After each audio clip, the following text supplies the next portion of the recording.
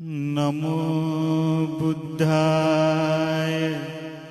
Namo Buddhaya, Namo Buddhaya, Namo Buddhaya. A very good evening, Venerable Ajahn Brahm and other Venerable monks, and ladies and gentlemen. It is both an honor and a joy to welcome you to the Science of Meditation, Research and Insight, a collaborative initiative by the Center for Meditation Research, Faculty of Medicine, University of Colombo, and the Ajahn Brahm Society of Sri Lanka. Today's event is made truly exceptional, not only by its timely and profound theme, but by the rare honor and deep blessing of welcoming Venerable Ajahn Brahm, an intentionally renowned Buddhist monk, author, and teacher whose great wisdom and luminous presence grace this gathering in a way words cannot fully capture. Meditation is now recognized not just as a spiritual practice, but as a powerful subject of research. Neuroscience, psychology, and medicine are increasingly showing us how meditation can reshape the brain health, calm the body, and cultivate emotional well-being. So whether you're a clinician, a researcher, a practitioner, or simply a curious mind, welcome. Let us enter this space with open hearts and inquisitive minds, ready to learn, reflect, and be transformed. Opening the session with a visionary perspective on integrating meditation and science, it is my pleasure to invite Senior Professor Vajra Disanayake, Dean, Faculty of Medicine, University of Colombo, and the Chairperson, Center for Meditation Research, to welcome the gathering.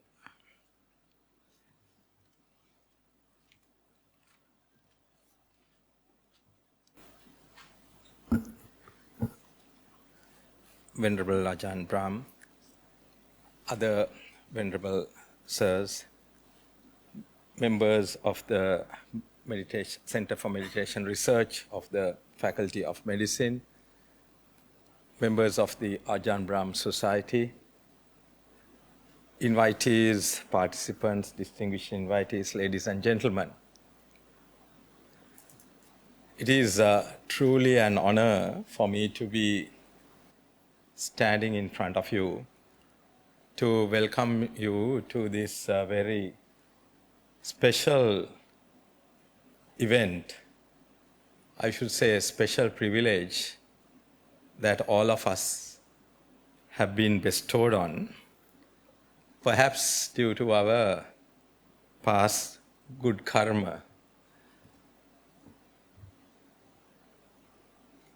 We may have met in a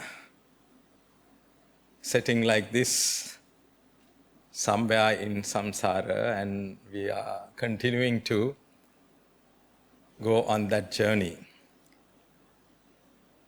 Today's event takes a special dimension because not only are we able to engage in practice of meditation in front of Ajahn Brahm, but also engage in a discourse on the science of meditation.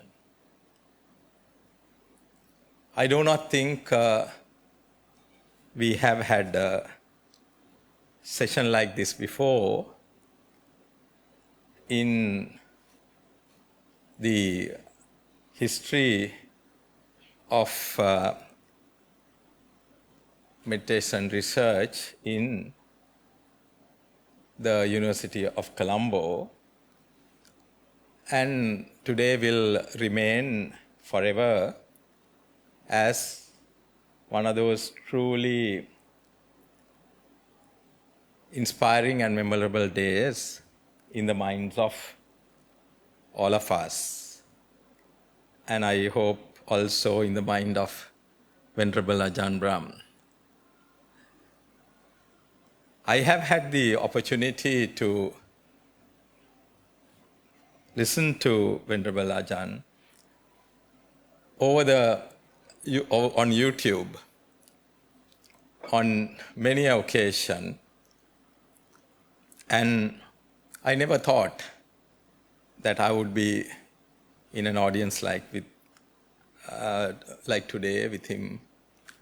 So, Venerable Sir, we are greatly humbled by this privilege, a truly once-in-a-lifetime opportunity. And we are ever so grateful that you accepted the invitation for this session. In the audience, we also have medical students and young people. And I hope that as time goes by, they will translate what they learn today into their own professional and personal practice, and that it would become infectious on others as well. We need the message of meditation and peace to be infectious on everyone across the world to overcome the challenges, the multidimensional challenges that we face to our own existence, the existential threats coming from climate change, the wars that are raging all across the world, and the economic turbulence that's rippling the world. So I hope that today's message will have repercussions beyond the walls of the Jasmine Hall at BMICH and will reverberate all around, not only in our faculty but in our university and beyond, so that the message of peace that we all ultimately aspire to engulfs the world. So with those words, let me welcome all of you who've decided that this afternoon's participation in this session is what you want to do this evening. And I hope that you will have a truly inspiring and a memorable evening with us. Thank you very much.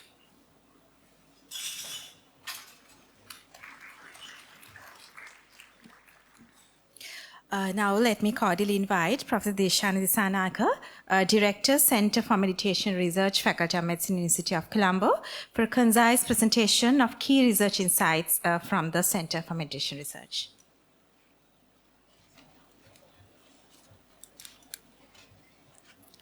Thank you, Kumarangi. Good afternoon to all of you. Venerable Ajahn Brahm, Venerable Theros of ABSL, respected board members of ABSL and CMR, distinguished guests. So I think we should thank our good karmas of the research team for having this opportunity to share our research findings with all of you in the presence of Venerable Ajahn Brahm. What we tried to do at the University of Colombo was to amalgamate or to make a bridge between meditation and science and to explore the science of meditation. The main objective of starting this project was to trying to attempt to fill some of the significant gaps which we observed in meditation research. So there are challenges when we try to fill these gaps. One of the most significant challenge is money, and we were lucky to have a huge funding from World Bank through their head grant. Through that, we started the project, and the other challenge is to find expertise, and University of Colombo is blessed with expertise, so we had 26 researchers from different faculties and different departments of the Faculty of Medicine, and the Faculty of Medicine took the leadership of conducting the project. So the main idea, the initial project was to look at the effect of meditation from genes to behavior. So we have genes inside ourselves. We wanted to see whether meditation can make changes to our genes. So through those, whether there are changes in the cells and body systems and also in our psychological health, and then whether that can contribute to changes in our behavior in relation to education and social harmony. So it was a multidisciplinary project with lots of researchers together, and we had 7 PhD projects and 2 other PhDs. So to get all these into a presentation and to deliver that in 15 minutes is a hard task. So I will be having lots of things in the slides, but I'll be only focusing on relevant details, and I'll share the full presentation with all of you later.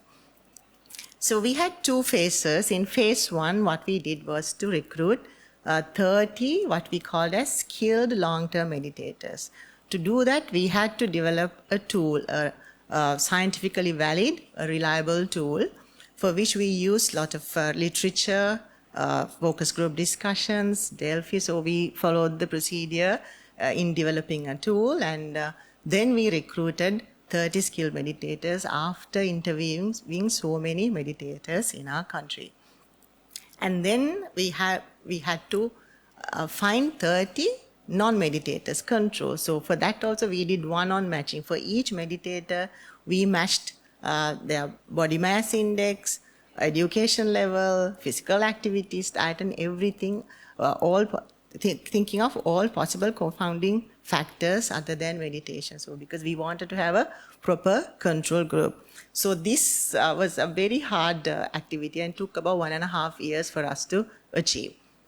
And then what we did was to compare different parameters related to genes, cells, body functions, behavior between these 2 groups. And based on these findings of phase 1, what we did later was to develop meditation-based protocols for patient groups and community. That was also one of our objectives, with the assumption that initially we thought we might be able to get significant results, and if we get significant results in our body functions, behavior, we will be developing protocols to enhance those findings, and that actually we were able to accomplish. Now I will go through these PhD projects briefly, highlighting only the relevant findings, but you can ask questions afterwards if you want any clarifications. So first we look at the effect of meditation on genetics. So we focused on genes, and especially cap at the end of chromosomes, which we call as telomeres, which determine the age of cells. So with aging, with time, with exposure to different factors, this telomere length decreases and the cells die. So that leads to cell death, degeneration, and all that. So what we found initially was that in long-term meditators, this telomere length was significantly longer than the others. That was actually suggested by previous research as well, but what we did was to develop on that, and we looked at the full story. We looked at the enzymes which maintain this telomere, and then we looked at other genes which can regulate the telomere length, and also we looked at other factors like inflammation, the response of the body to threatening agents, whether those things are also different in meditators. So if you get everything together, what we can suggest is that with our findings, long-term meditation can lower cellular aging and also have a positive effect on inflammatory responses and also other activities in our body, which can maintain healthy genes. And this is the first study in the world which looked at everything together, from telomere, the enzymes, genes, to have the full story there. And with that, we developed, the team developed this hypothesis that through meditation, how do we maintain this telomere length?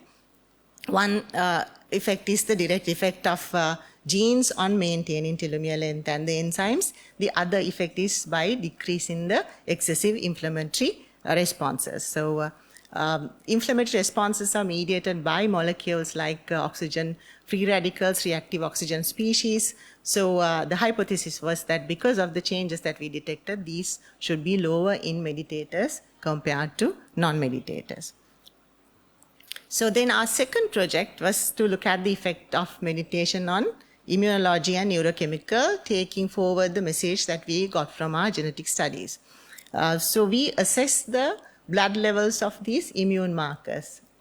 And not only that, we wanted to assess the blood levels of other hormones which can induce stress responses in people and exaggerate the stress response. So stress response is when the body deviates from our resting stages, physically, psychologically, we get into a stage called stress. So responses are important for us to meet the demands of that stress. And then body has recovery process to bring our body back to normal. So that is done by mainly by our autonomic nervous system, and also there are things inside the body that helps us to do that. So autonomic nervous system has both sympathetic and parasympathetic. Sympathetic system is helping us to face these threats, and parasympathetic brings us back to normal. So we wanted, by this PhD project, we wanted to look at different neurochemicals, immunological markers and hormones which are related to stress. So through this project also we found significant changes in meditators in relation to immunological parameters, hormonal parameters and neurotransmitters. So if you look at the implication of this, when you look at the immunological parameters, the long-term meditators had reduced oxidative stress, increased antioxidant capacity, so they had better immune responses and lower cellular aging. And the implications are to health and also to diseases like cardiovascular diseases, neurological diseases, metabolic disorders, and cancers. And also they had higher level of serotonin and melatonin neurochemicals, which are called, serotonin is called the happy chemical. So they had higher levels of those, which can cause increased relaxation, calmness, and melatonin is also important for our sleep-wake cycle, so better sleep. And also neurotransmitters which regulate anxiety, happiness, and calmness. And also they had decreased level of adrenaline and cortisol. These are neurotransmitters or hormones which are the mediators of stress response. And when they are in excess, we have a higher level of stress. So when you have higher level of adrenaline in the circulation, this is mainly due to the increased activation of the sympathetic nervous system. You have higher heart rate, high blood pressure, and with cortisol, high blood sugar. So all these things will help us to face a threat at that point, but if it's maintained for a long time, that can cause diseases. So after finding genetics and molecular changes and also neurochemical changes, now parallelly we looked at the effect of meditation on cardiovascular, respiratory, and autonomic function changes. Now I think you are getting the story. We have a reduction in cortisol, adrenaline, and stress response molecules in the body. Now we are trying to see whether these molecules have an effect on the systems. So when it comes to cardiovascular system, we observed lower blood pressure, lower heart rate, lower respiratory rate. All those parameters are more towards increased parasympathetic drive compared to a sympathetic drive. And also we have advanced technology to look at autonomic functions also, which we purchased through the grant. And we found that long-term skilled meditators had a higher parasympathetic drive. So they were at a more relaxed stage compared to non-meditators. So these findings have a very important implication in health as well as in diseases. Another finding that which is novel, is that they looked at the relationship between these findings with the duration of meditation and the number of hours, and they found a very important positive correlation between these findings, and also that confirmed that the meditators are having a higher parasympathetic dominance. We also looked at the effect of meditation on the brain. Now we looked at the heart, lungs, autonomic nervous system, and then we looked at the brain. This is the same cohort that we are looking at. So we get this data from those 30 meditators and non-meditators. So the same things are happening in the same person. So we looked at the brain functions, which we call as cognitive functions like attention, memory, which we call as higher functions.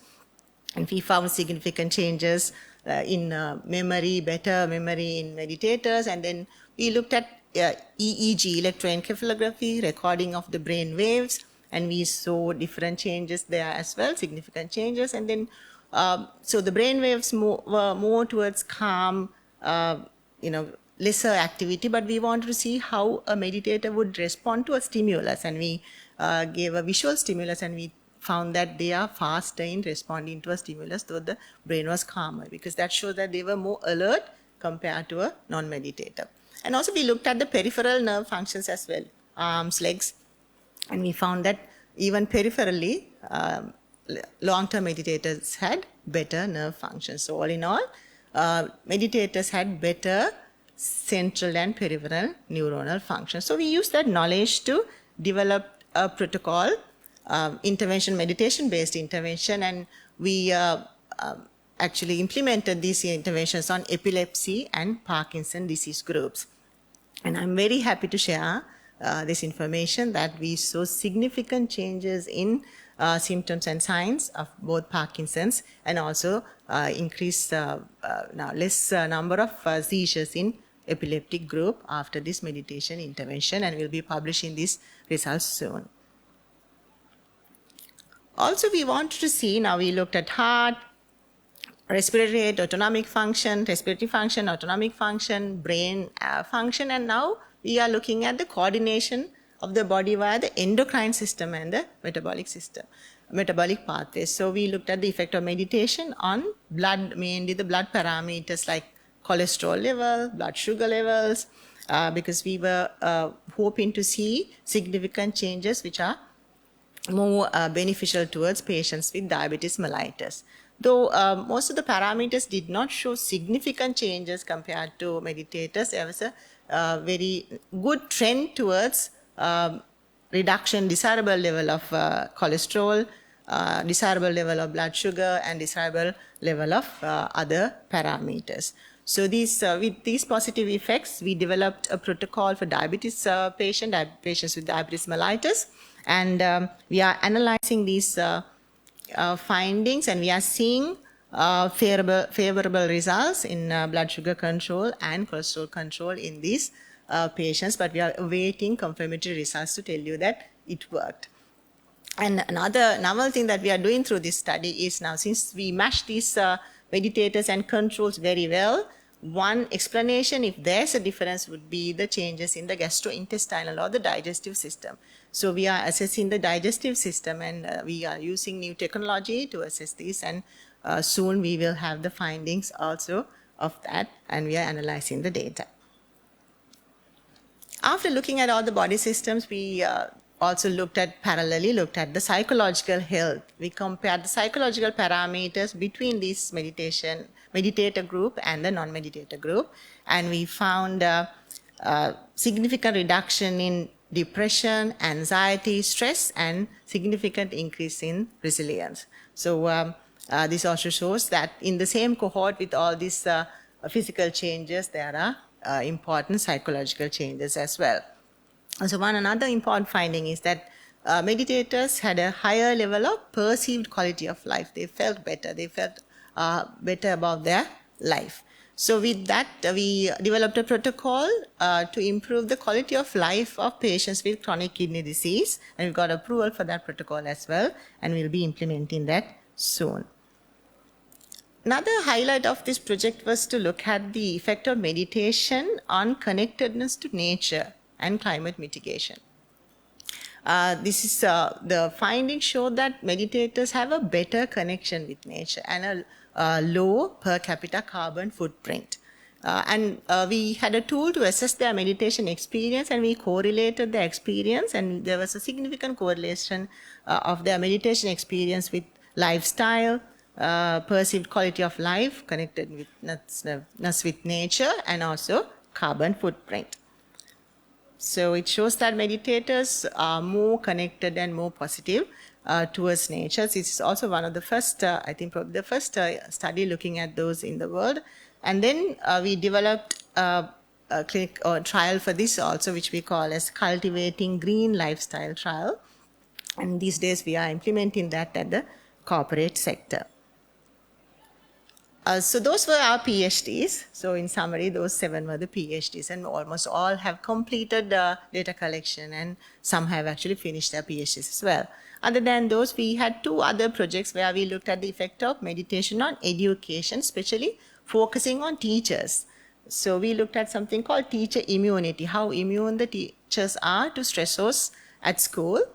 And we found the teachers who had been meditating for a long time had higher teacher immunity and better performance, and we are planning an intervention on teachers based on these findings. Also, we looked at the effect, we wanted to look at the effect of meditation on social harmony. We had an issue there because we don't have a tool in the Sri Lankan context to assess social harmony. So what we did first was to develop a tool to assess social harmony. Now we are planning a community intervention. So that was our first project that we started in 2019, which resulted in lots of papers, abstracts, and also we disseminated our findings through media, and also we improved the infrastructure for research, further research at the Faculty of Medicine, established research labs, and finally we decided we have to take this forward and continue this research endeavors, and we established a Center for Meditation Research in 2023. So the objective of the center was to continue research, collaborate, and to expand, and also provide infrastructure and a place, and continue patient and community interventions because we had significant results, continue services, and provide education and training courses. Now we have a branch of the center at the education faculty also, so we are expanding. So you can find out more. You have a brochure with you, and we have all the details, and you can visit the website also, and also you can join us. We have a certificate course where we explore the science of happiness and meditation, and it's a free course because we have our main funder is the Reiki Foundation, and they are funding us to provide this course free of charge. So you can get to know more about it at the registration desk as well. So that's from CMR, what we have done and what we are doing currently. And we invite all of you to join with us. Thank you so much.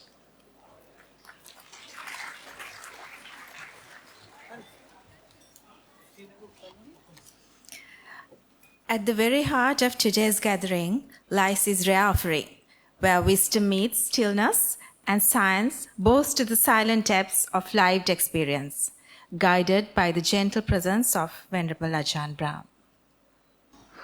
Okay, so we can start with a short guided meditation, only for 10 minutes, unfortunately.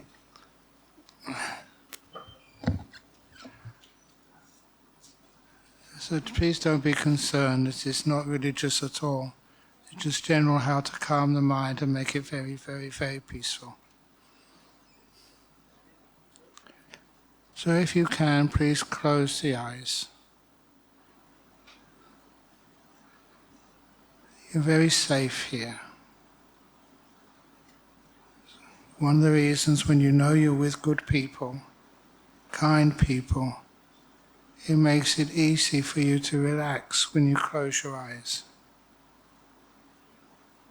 And with your eyes closed, the first thing which I will ask you to do is to learn how to be aware of your body, but not just being aware of your body.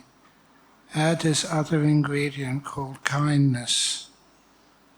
If you are aware and kind, it's much easier for you to engage with your body. How do your legs feel? It's like you ask your mother or your best friend, "How are you today?" And they give you an honest answer. And if you find that your legs need moving, please move them. One thing which mindfulness does provide you with is feedback. You can feel whether the new position you are in is more comfortable or even worse, more painful. This is the way you learn, by some trial and effect, how to relax your body as much as you can. Even right now, sitting on a chair, which is not what I usually do when I meditate, I'm pushing my legs further out. They feel more comfortable like that. And the goal is this comfort and relaxation of the body. And in longer meditations, I even do a sweeping of the body. Sweeping just means starting my attention on one part of the body and moving it up till eventually I sweep my awareness through the whole of my body. And as I teach this, some people will feel some aches or pains. And if you do feel some discomfort, pause there and see if you can will it to be more comfortable. Maybe willing it is too hard, but just suggesting it can expand, relax, move. Just like you may have a child and they won't go to sleep at night. You look at them, maybe stroke their hair, tell them a story until they can relax and then fall asleep. Even you do this on some parts of your body which may be sick, or maybe even have a headache, or even have a pain from a recent operation. You put your awareness there and give it lots and lots and lots of kindness, and see if you can experience that part of your body relaxing more than you ever thought was possible. I also teach this to people who have terrible diseases like breast cancer or lung cancer. Be aware of that area of the body. How does it feel? And give it kindness, wish it well. I'll say in a few minutes why that works. And as you wish it well, with compassion, you'll probably feel that area of the body open up, relax, feel at ease. And this is the way you can relax the body. Even when I get up to my head, I want to make sure that everything is at ease. So sometimes I just imagine. You can't do this because it's neurologically impossible.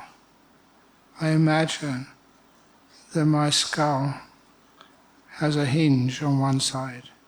I open up that skull and I take out my brain, which is overworked, and I put my brain in a lovely basket, nice and safe, with a beautiful satin pillow and a little duvet over it. And say, brain, for the next few minutes, you can relax. Have a rest. You don't have to work. Because we think too much. We try and work out things too much. It's just a safe way of letting go and being at peace. What does peace feel like? If you still have a conversation going on between your ears, of course that's not peace.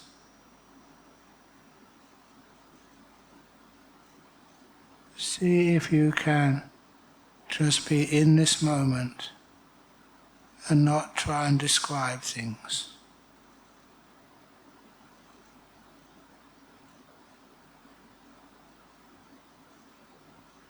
Just to be still and being a passive observer,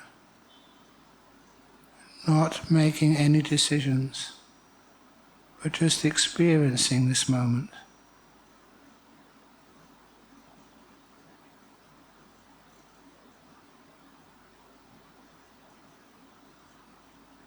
Not trying to get anywhere, not trying to get rid of things, just quietly being.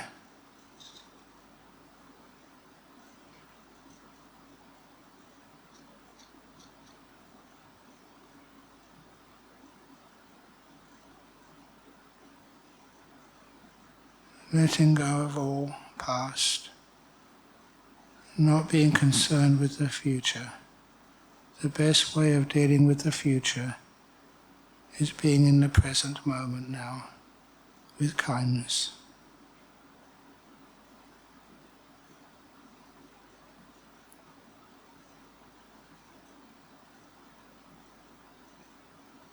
How do you feel? The more aware and the more relaxed you feel, usually the more happy is this experience.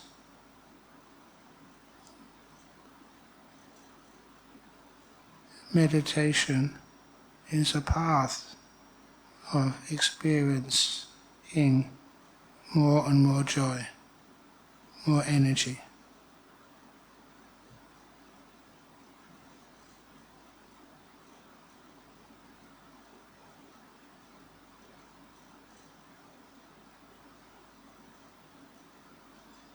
So when you are ready, please, before you open your eyes, please make sure you put your brain back in its box.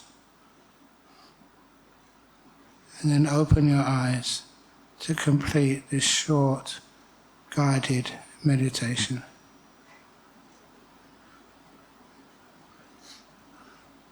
Excellent.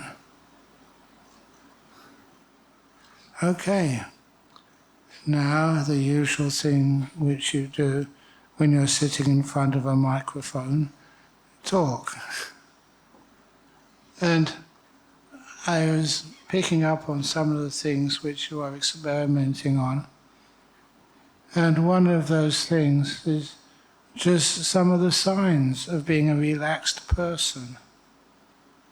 When I was giving a talk on meditation at a conference in Bangkok some years ago, that somebody asked me, how old am I? And said, at that age, you got no stress lines on your face. Is that because of meditation? And I replied straight away, I have no stress lines on my face. It's not because of meditation, it's because I've never been married. Oh good, I got you to laugh and get engaged. But the two go together. But also, please, my background. It's not just having been a monk for over 50 years, but it's also, I was a theoretical physicist at Cambridge University. And that's like a hard-nosed scientist. And one of my best friends from there was this fellow called Professor Bernard Carr, C-A-R-R. And if you want to check out, look him up. He's now the emeritus professor of theoretical physics at London University. But he was also the head of the Psychic Research Society in London, and also a very close collaborator of Stephen Hawking's, the famous professor. In fact, normally, as a monk, I'm not supposed to look at movies, but I did see some of the biography of Stephen Hawking's, because my friend Bernard was featured on that as one of his collaborators. So he was already a very, very strong physicist. He was also, another thing we shared, was he was also a Buddhist, the first Buddhist I met when I went to Cambridge. And so they had wonderful conversations about him and meditation and the nature of the mind. One of the first little pieces of evidence I'm going to share with you is what I thought was, is it okay? Was this wonderful evidence of how we deal with new and challenging information, such as some of the evidence which you have been collecting in this Center for Meditation Research.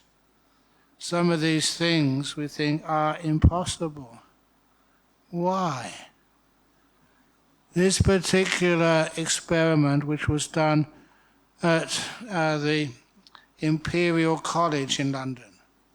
I don't know if you've heard of the Imperial College. It's one of the top, we might call them, engineering faculties in London. Many amazing things have been discovered there. One of the physicists announced that he had discovered and would demonstrate in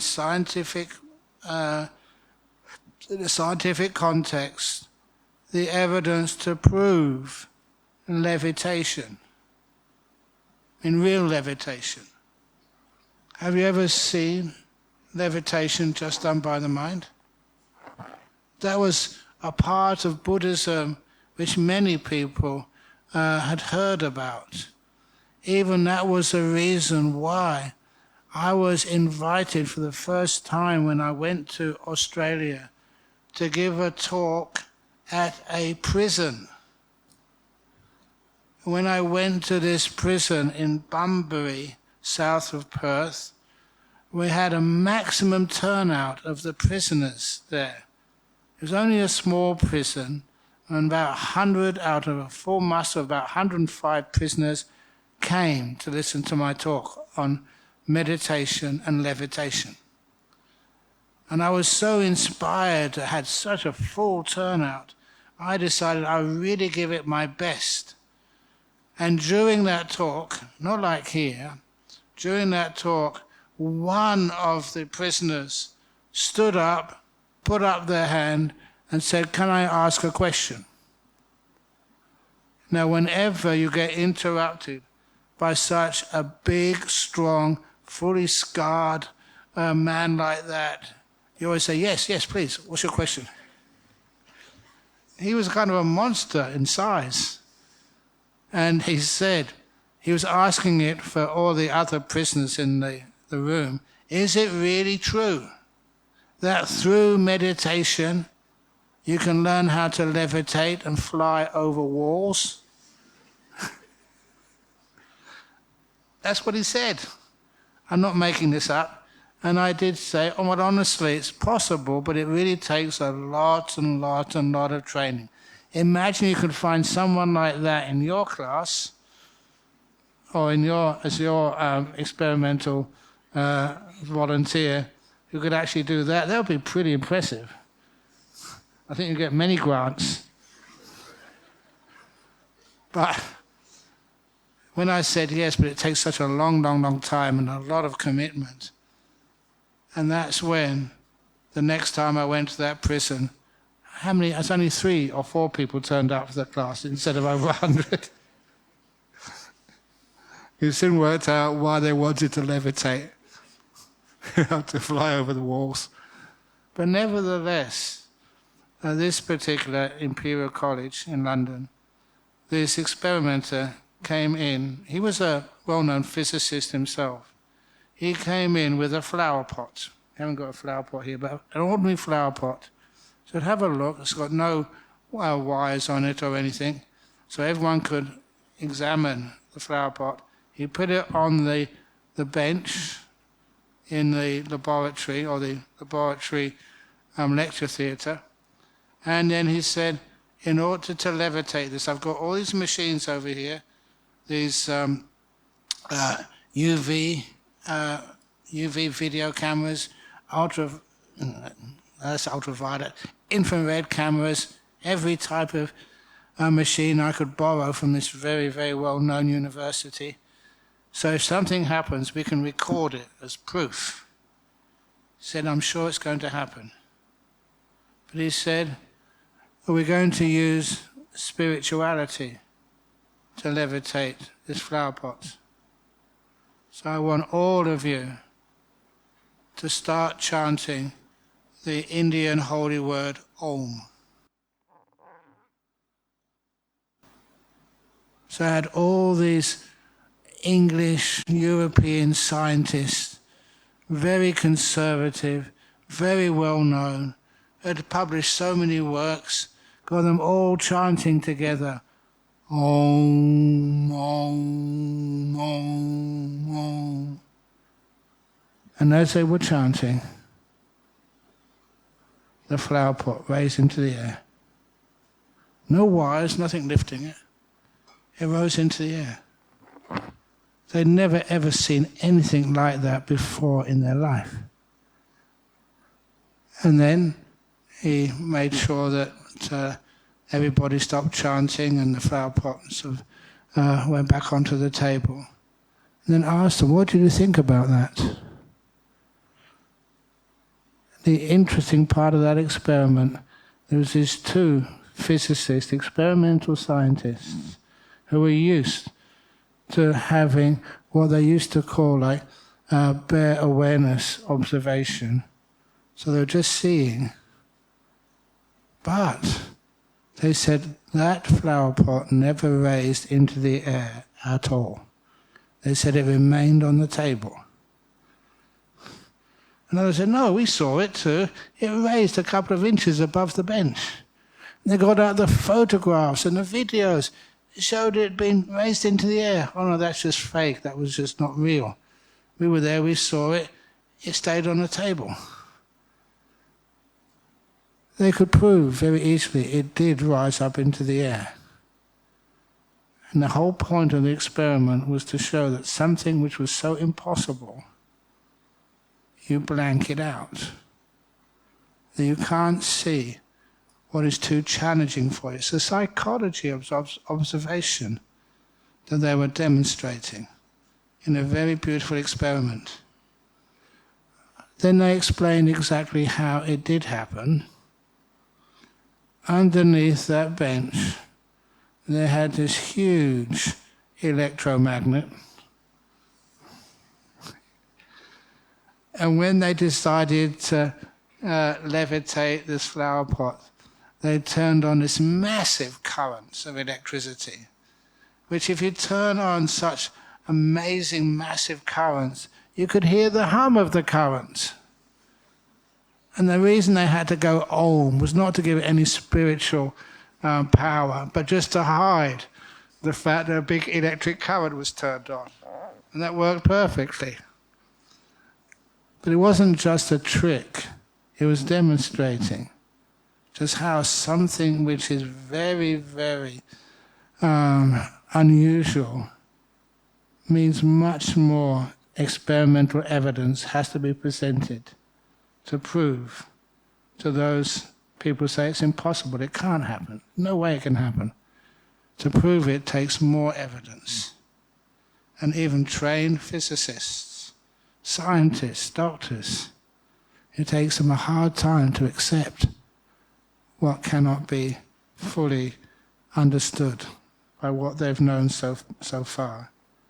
That's why societies like yours, which actually investigate the power of meditation and to see what it can do, are so important.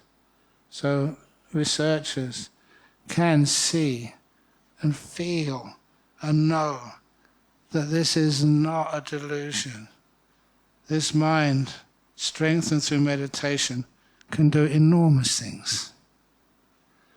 One of the things which convinced me was even when I was a student. Now I'm a student at this time of theoretical physics.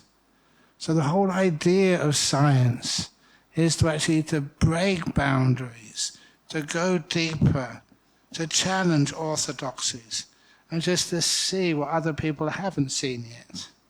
And the whole history of science, the whole history of medicine. I remember reading about this fellow over in Eastern Europe who suggested before all operations that the surgeons and nurses wash their hands. They'd never done that before. And they thought he was crazy, he was mad, he was some obsessive compulsion disorder. But when he did actually start to impress that everybody washed their hands before any surgery, so many people survived the surgery where otherwise they didn't. The evidence had to be so strong. And that's why these days, anybody who goes into surgery, they do just wash and put stuff on their heads to make sure that doctors aren't allowed to wear ties which are loose and can distribute disease. It's that evidence had to be proved. And I'd like it when people like you get that evidence and make it well known. Because I've seen too many cases where things which shouldn't work actually do work, and how powerful those incidences are.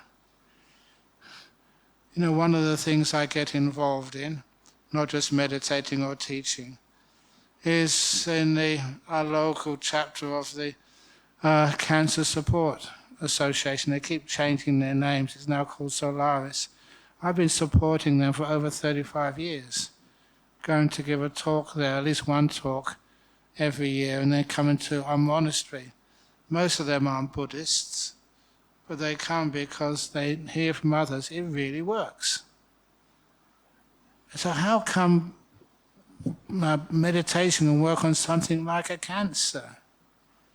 And I've seen so much suffering with cancers that you really want to share that evidence and the reason why, as to as many people as possible, to lessen so much pain and suffering. And that one experiment which I did when we were at Cambridge, just as young students messing around, was, we were messing around with hypnosis. And I like that area. That's where another person's mind takes over yours for a little while, with you hardly realizing it. But when we hypnotized one of the students in our group, with their consent, under hypnosis, we had maybe about a 3-foot long piece of wood. And the end of that wood, there was a 4-inch nail. And we convinced this student that that nail was red hot. It was just convincing me it wasn't red hot, it was just an ordinary nail at room temperature. But once we convinced him it was red hot, we touched him on his bare skin of his arm with that needle, with that nail, and he screamed in pain. That I could understand. But what I couldn't understand at the time was to see where that nail had touched his skin, a burn mark came up. It blistered. And it was a room temperature nail. How on earth can that happen?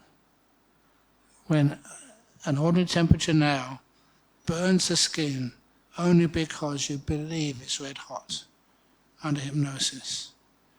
For years, I couldn't get that out of my mind until you started seeing these miraculous events with cancers. And I kind of thought, if just a belief, of course a strong belief reinforced on hypnosis, if you can believe that that could create a burn, a blister, why can't it uncreate a tumour? How many times have you experienced somebody, stage 4 cancer, and then they go to their oncologist, and the oncologist takes a scan of them, and then they say to you, something wrong with the machine, we'll have to take the scan again. If they ever say that to you, yes, way to go. Because they take the scan again and they find the tumour's just gone. It's disappeared. There's no way that makes any sense to them. One of my students, this many years ago, named George, he was a Cockney, an old Cockney who grew up smoking cigarettes. He had terrible lung cancer eventually. But because he was a Cockney, whenever he would come to our monastery, even though there was many other Australian monks there, I had to be the one who could translate for him. Because Cockney English and the Queen's English or King's English or Australian English are totally different.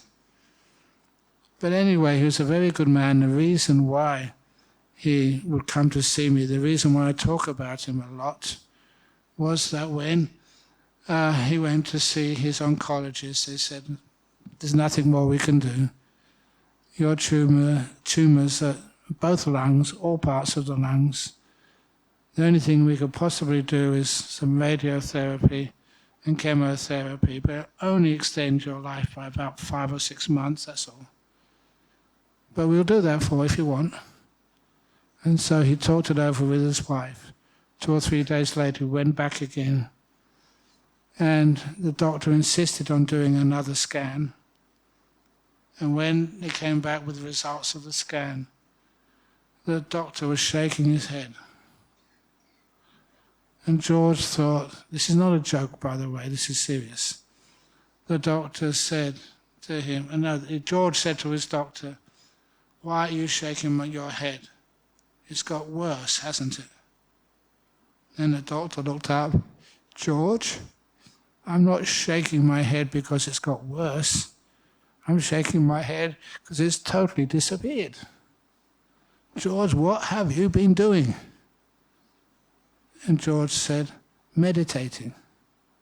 The doctor said, carry on.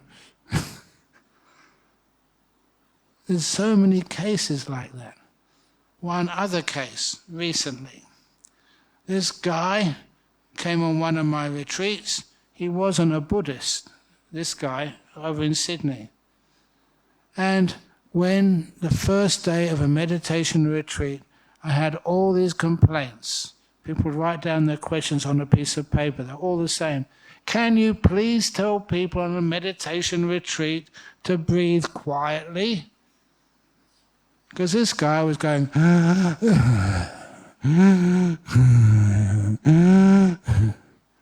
And I said, I apologize, it's my fault.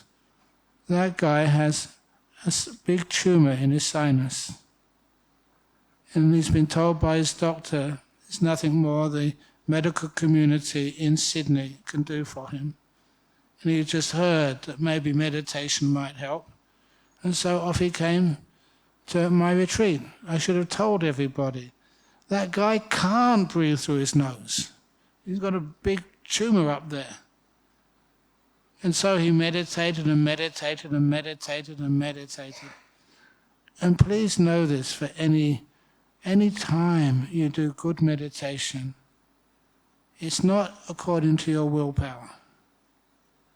Because this always happens on the last day of the retreat. Sometimes I encourage people to save time and save money, only come for the last hour of the 9-day retreat. Forget about the first 8. That's only a joke. Please come for the first 8 days. But nevertheless, it always seems to happen on the last day. I just was already in the car, about to set off for Sydney Airport to come back to Perth.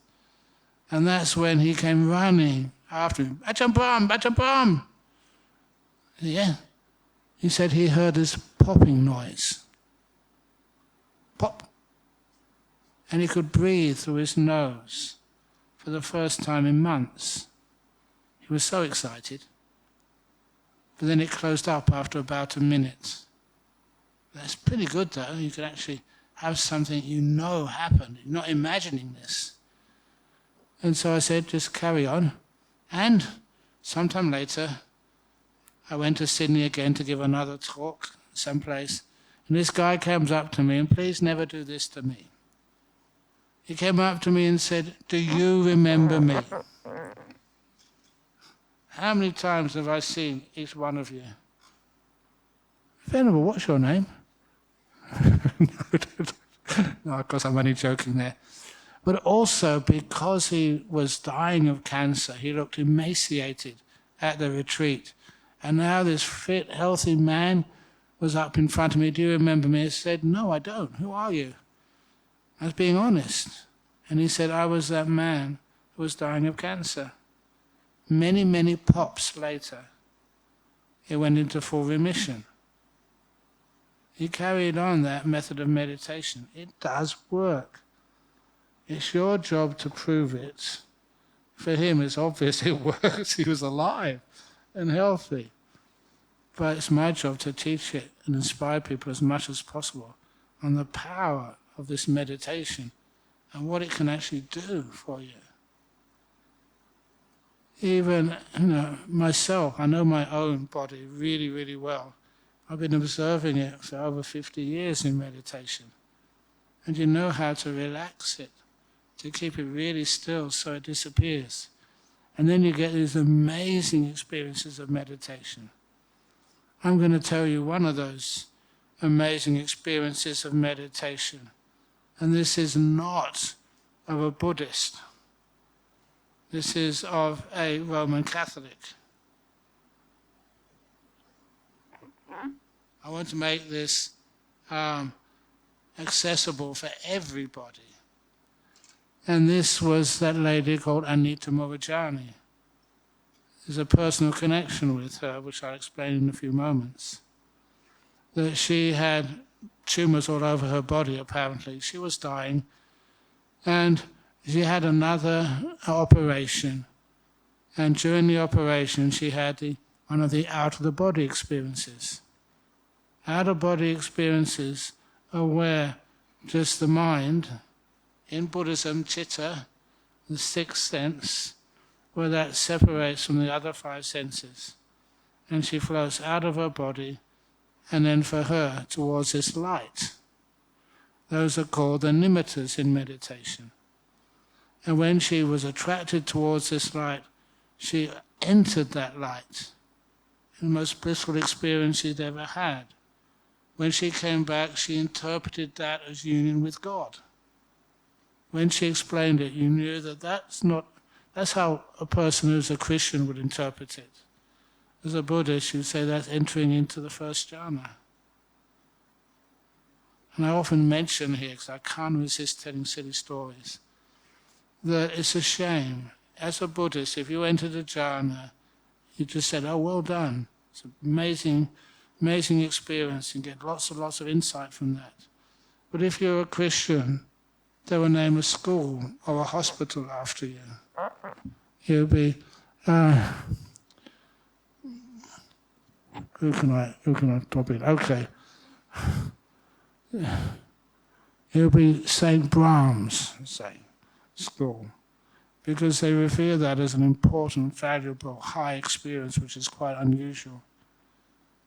But anyhow, these are real experiences. And when she emerged from that experience, the reason why she thought it was a union with God, there was no sense of an individual self there. And just pure bliss. And just no sense of being able to do anything. No will. That had vanished.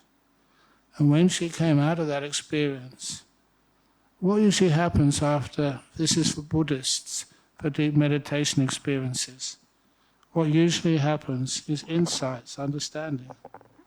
And the thing which she'd always been concerned about, the most pressing problem, why had she this cancer which was killing her? And she saw immediately when she exited from this experience, the reason was that she'd been trying so hard to please other people all her life. Even though she was very successful, she never thought it was good enough. So when she came out, She realized what had caused the cancer, what she thought she'd caused the cancer, and the first thing she told her doctors when she came out was that she was now cured. The cancer had gone. The doctors thought she was really crazy, but it was true. The cancer started to shrink, and soon it went completely away. And the reason for the personal connection, for those of you who haven't heard this story before, was that her GP, she was Indian, but she was working in Hong Kong, and her GP was so impressed with what had happened that he gave up working as a doctor, as a GP in Hong Kong, and he moved to this small town in Australia to be a GP, and the town was called Serpentine, Western Australia. He is now my GP. I don't know why on earth that happens, but this is actually where you find out just the power of the mind and just how it can be so incredibly miraculous and powerful. So that is where the power of the mind can work in a very amazing way. But this is not just ordinary meditation. This is the thing which really motivated me for my lifetime in the jhana meditations, really deep stillness. And those meditations, you can feel just how powerful they can be. Incredibly powerful. And to give you some stories of how powerful they can be. It'd be wonderful if we had a doctor who was brave enough to actually write down what they see and what they experiment on. One of my students in Perth, on a Sunday afternoon, nothing on the TV to watch, so he told his wife, "I'm going in my bedroom to meditate." His meditation usually half an hour, 40 minutes maybe most. After an hour or two, he hadn't come out of the bedroom. So his wife went into the bedroom to check on him, and he was still meditating. She investigated closer, it's after a couple of hours, and saw he wasn't breathing. She freaked out. She called the emergency number in Perth, which is 000. Please don't ring 999. Or what's the emergency number here in Sri Lanka? What is it? 119, crikey. If you travel around a lot and see a lot of emergencies, you might get a bit confused. But anyway, 000 was the number in Perth. An ambulance came really quickly, and a Sunday afternoon, and the medics went into the bedroom, took one look at him, and it looked like he was dead. Could not feel any pulse, no breathing. Put him straight in the gurney, into the stretcher, into the ambulance, and went off to the hospital, with the sirens blazing. And when they got to the hospital, triage nurse took one look at him, and he was really, he wasn't breathing. So they put an ECG on him, flat line, 0 heartbeat, and EEG, also flat. No brain activity. What would you do in Sri Lanka if a patient came into your rooms looking like that?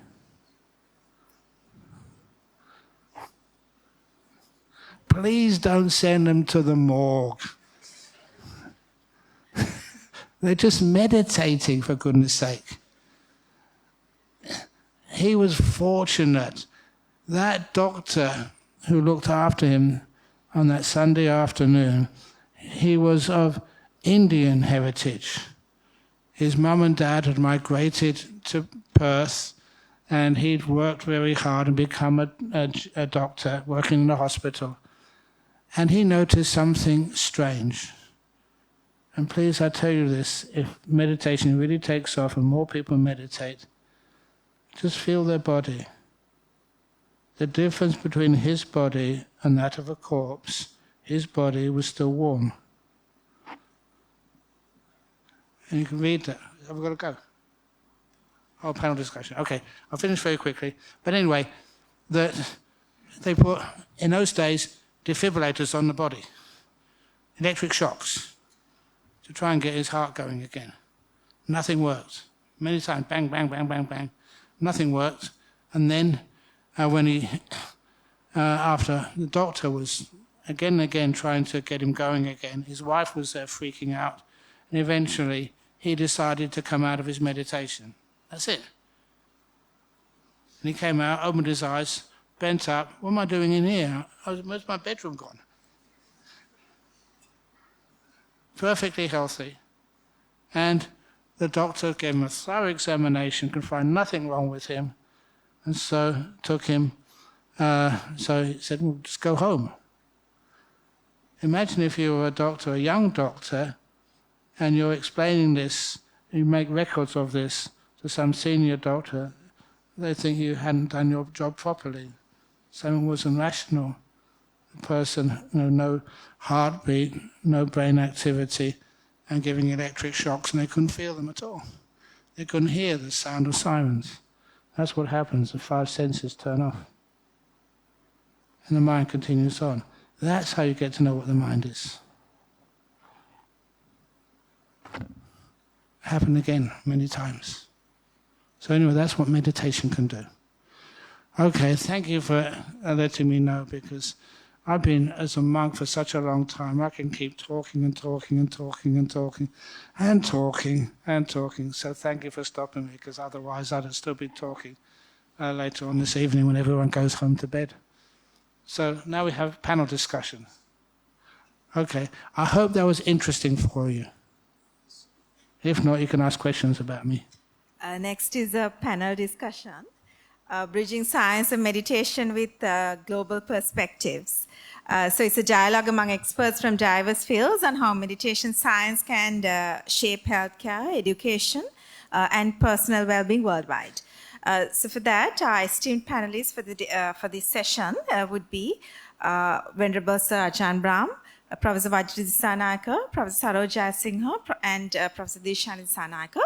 And our moderators would be Professor Nirmali Palawatta and Dr. Jeevani Herath. Over to you, the moderators. Yeah, I think we have only 10 more minutes for the panel discussion. So I would like to open up the Q&A session for the audience now. Please, if you have a question, please ask it. If you don't, sometimes people don't like asking questions. Okay, got one straight away. Great. Thank you so much for the wonderful talk today. I just want to know, with meditation, how far can you go without actually ordaining into the religion? Sometimes people, you can go almost to the point of non-returner. So that's a long way. And so I wouldn't worry about that, as you can go a huge distance. And you certainly can get into jhanas as lay people. That's amazing to see that. It does change your life a lot. It does change your life a lot.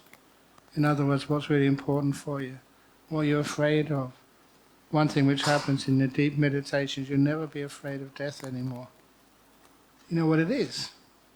Dying, maybe. It's going to be painful, but death, no. Venerable Sir, what's the global implications of meditation? Why I ask that is some of our studies have shown that meditation increases connectedness to nature and makes people more calm, which means for conflict resolution.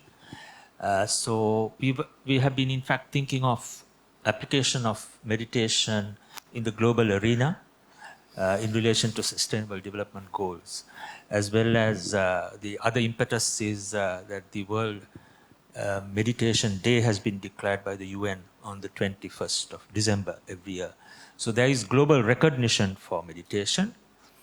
So what would you say, what should we be aiming at the global stage? Thank you. Yes, there's a lot of people can know the power of meditation, but they do not want to practice it. a good example of that. As a Sri Lankan, what is your reputation with sports? When I first went to Australia, I thought, let's start a Buddhist soccer team. To make connections with others, to be sociable. But a Buddhist soccer team, you'll never score a goal, except an own goal. Otherwise, scoring a goal against another team, that would make them unhappy. That's not compassionate. And if anybody else wanted the ball, you'd always let it go. Haven't you heard about letting go? You'd always keep losing. And I think that's why you never see the Sri Lankan soccer team ever actually winning anything. I'm proud of them for that. Sometimes people like conflict, which is that they won't meditate. They prefer watching a drama on TV. The last place which I went to was in Jakarta in Indonesia, and there they said, well, sometimes they prefer watching a Korean drama on Korean TV rather than meditating. So what we want to find out is, why is it that people like violence rather than peace? Meditation works, for sure. Why is it that people don't want to? Implications are huge. Does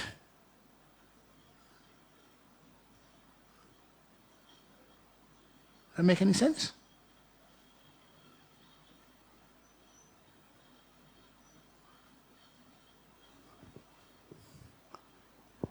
Any other question? I was going to say that... Honorable Sir, there's a question I have been wanting to ask, but I'll set it aside. You were talking about jhana, and is jhana essential to attain nirvana? Is it samma samadhi? Is it jhana absorption? Yeah, I don't call it absorption. Right. Call it stillness. That's one of the problems. One of the reasons the two monks in front of me know that that's been one of my missions in life. Please do not call it absorption or concentration. I'm teaching a meditation retreat just on the weekend, after this, starting tomorrow evening. Yeah. And it's not a concentration camp. It's a stillness exercise. When you get stillness, that's where you get a huge amount of joy, real amount of bliss. And I always think it's that joy and the bliss which cures many of these diseases which kind of shouldn't be cured, but they are cured. That's one of the most important powers of the meditation. If I would advise you, not just to look amount of meditation a person does, but how much joy that generates inside of them. I think that is a much better indicator of how powerful that is for healing.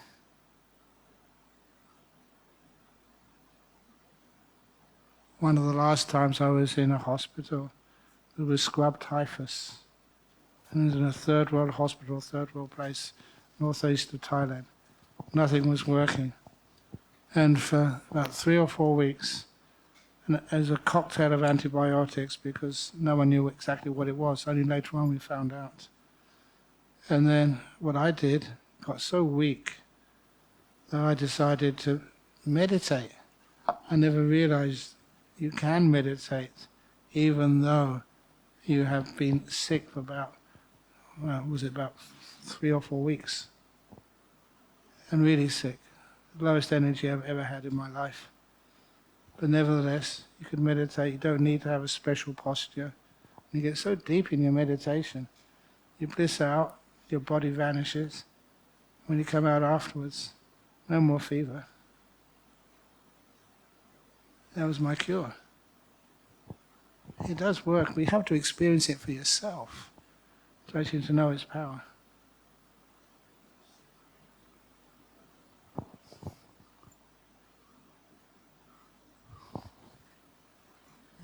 Come on. So, I wanted some advice, Venerable Ajahn Brahm. So I'm currently a fourth-year medical student. So my schedule tends to be a bit packed. So I wake up early in the morning, I go to the wards, then we have lectures in the evening, and then sometimes I go back to the wards again. And so when I get back, I'm really tired. But then I also want to sort of, get into a meditation habit of sorts. And then I find myself making excuses, okay, I'll do it tomorrow. Or if I do it today, then I end up doing it again in like a couple of weeks, and then it's back to square one. So I wonder if I can get some advice. You see, I do lectures in so many different places.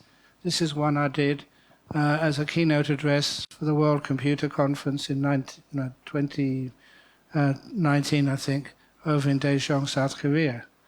And they had many, many very, very important computer experts in Korea. And the first question they asked me is, what the heck are you doing here? What do you know about computing? Very little, the answer is. But I said that this is actually how I'm going to help you deal with the stress of your job. How heavy is my glass of water? The answer is, it doesn't matter, don't say so many grams or ounces or whatever. The longer I hold it, the heavier it feels. Simple. What should I do when it gets too heavy to hold comfortably? Put it down. One of the most efficient ways of putting it down, letting it go, is through meditation. And just you tell yourself, just 5 minutes or 10 minutes, and afterwards you pick it up again, it feels lighter. Honestly, it does. And I said that many times, if you're really tired, do 10 minutes of meditation. Then what happens afterwards, your mind gets energized, cleared, and you could do 2 hours work in an hour and a half. It's easy. And this was so well received, it got into Harvard Business School. Now they call it an investment of time. If you're really busy, you don't have much time. So that's why you have to make some time. It's not that hard to make. You let rest for half an hour, and then you find you've got your energies back, and you can do so much more so quickly, and high quality too. That's how I passed my final exams. That's how you perform. So give it a try. Disprove me. Madam Melissa, one more question. So when the nimitta arises, so there's kind of like a fear or a pause at the moment. So what should one do for that? Sorry, I didn't understand the first part. So when the nimitta arises, there's kind of pause or a fear, like as is new. What should someone do for that? Okay, that's my job to recondition you. Please don't feel afraid. Sometimes you have to recondition a prisoner who's going to be released tomorrow from jail. They've been in jail for 10 years. Tomorrow you're going to be free. How do you feel? Scared. You got used to jail. So first of all, my job is that it's nice outside of jail. And so you convince others that it is a big problem. Even the Buddha said that. This is in the Upakilesa Sutta. He said it's just like you're walking down the road and these two big guys jump out at you. You think you're going to be killed. It's like part of you which you've always had with you is about to disappear. That's why you get afraid of letting go of something which you're holding on to. And it's my job to convince you it's much, much, much more fun to let go and see what happens next after the nimitta starts to establish itself in you. You get blissed out. You get really healthy. You get so much more energy. And also something for education. How many Nobel laureates are there here in Sri Lanka? Aren't you ashamed of that? The first Welsh Nobel laureate in physics, he got his Nobel laureate in quantum tunneling, which was the basic of some supercomputing. He got his idea, which gave him his Nobel laureate, after meditating. Check it out. Nobel laureate in physics. I forget exactly what his name is now, but he was Welsh, the first Welshman to get a Nobel laureate. He was from Cambridge. So meditating, it actually works. You've had lots of information, but how you can take that information and let the mind process it and see something so much more deep. Please, you've got so many meditators here in Sri Lanka. Let's prove it by getting a Nobel laureate. Anyone up for that?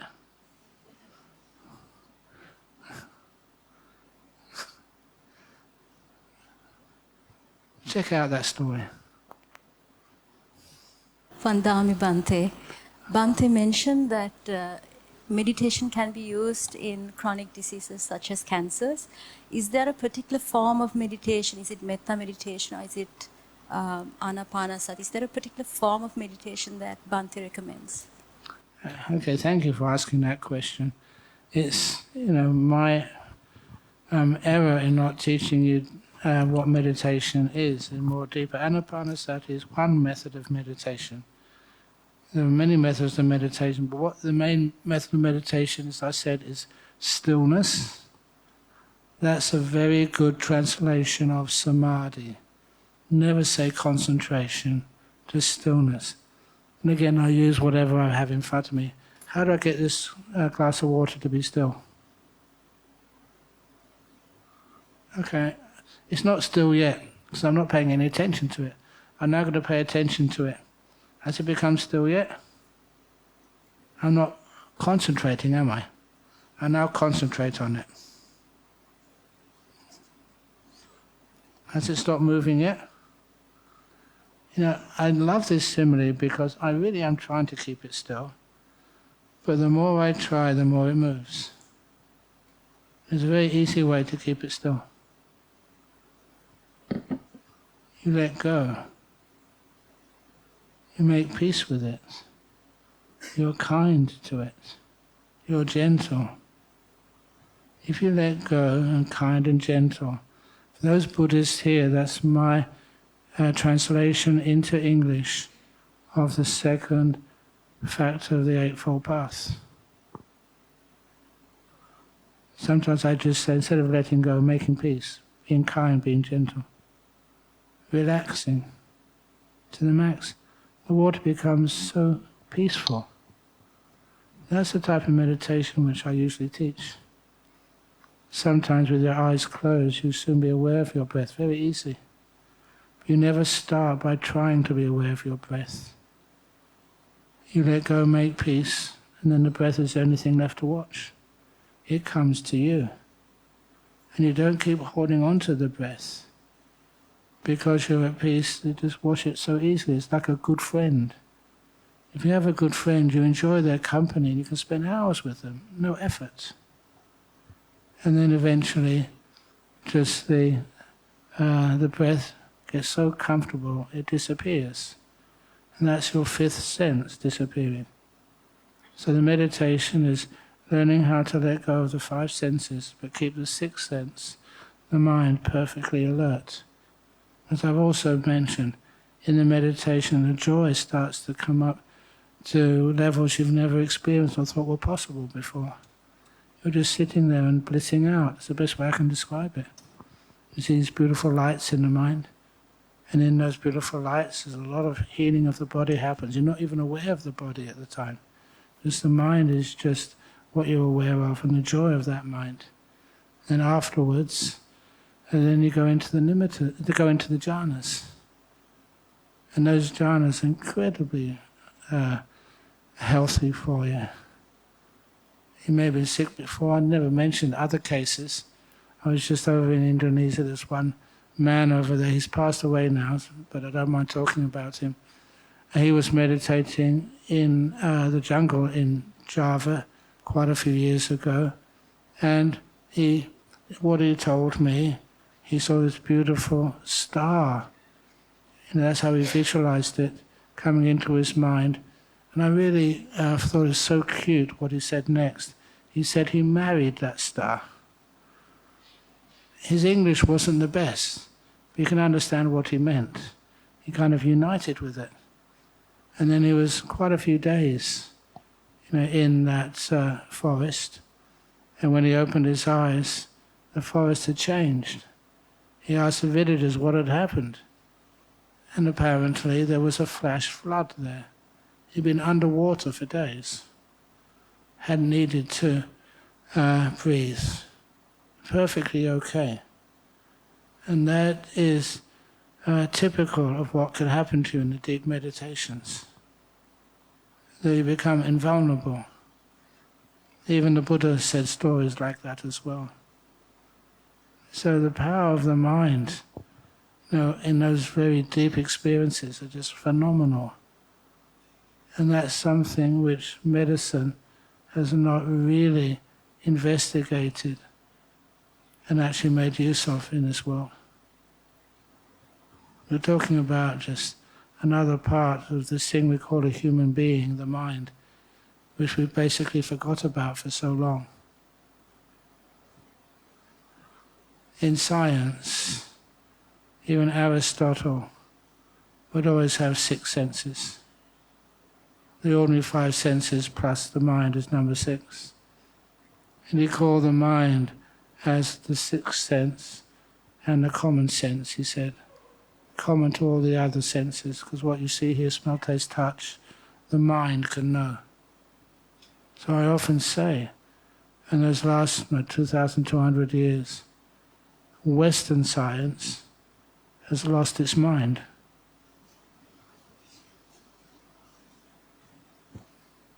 We're far too focused on 5 senses. And there's huge amounts to learn about the operation of that 6th sense, the mind. And having been a monk and a meditator for such a long time and seen so much of that, you really want to share it, but people won't accept its existence, like a levitating flower pot. It's because it challenges us way too much. That's your job. Please collect the evidence, write it up, publish it, and make it sort of, this is something we've forgotten for too long. The power of our mind.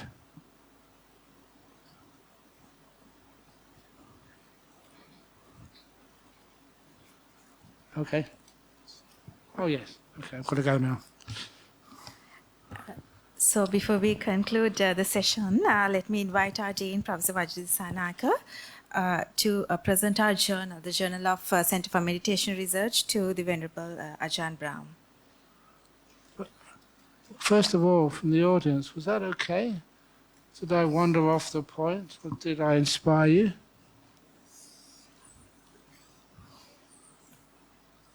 You're so quiet.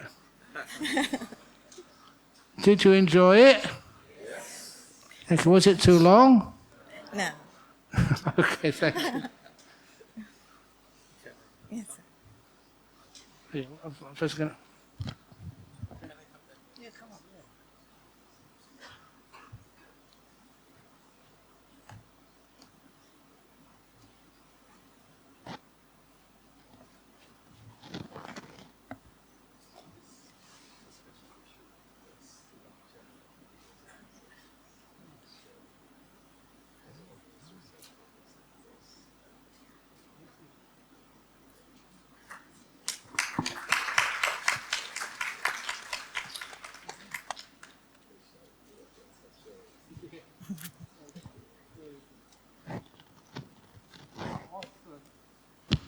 Often in Buddhism, instead of just clapping half-heartedly, we usually do 3 sadhus.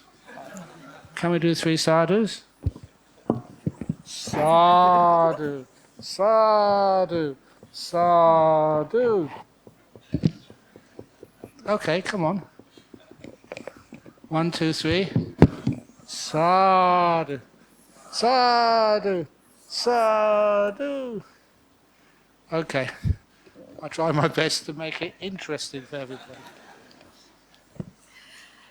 As we draw this enriching session to a close, On behalf of the organizing team, let me extend our heartfelt gratitude to Venerable Ajahn Brahm for the profound presence and guidance, to our distinguished speakers and panelists for their insights, and to all of you, our audience, for joining us in this meaningful exploration.